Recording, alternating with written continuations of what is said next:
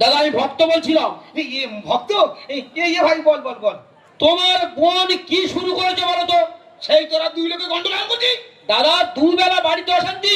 আমি কি বলছো না, আমার বোনের মাথা গরম, তুই একটু মানিয়ে নিয়ে চলতে পারছি না। তুমি কি করছো কি?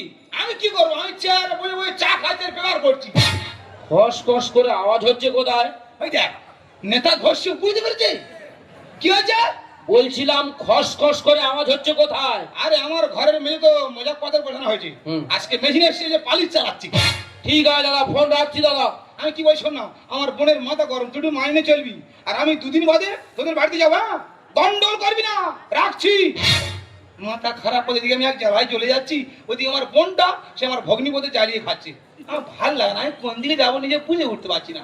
তবে আমাদের গিন্নি কোথায় যাবে জানি না, দেখি না 2 ঘন্টা ধরে আয়নার সামনে বসে বসে মেকআপ করছি। আবার কাজল পরে আবার মোচে, আবার নেল পলিশ পরে আবার মোচে। মনে হয় শপিং মলটালে যাবে, এক্ষুনি আমার কাছে এলো বলে। কি গো,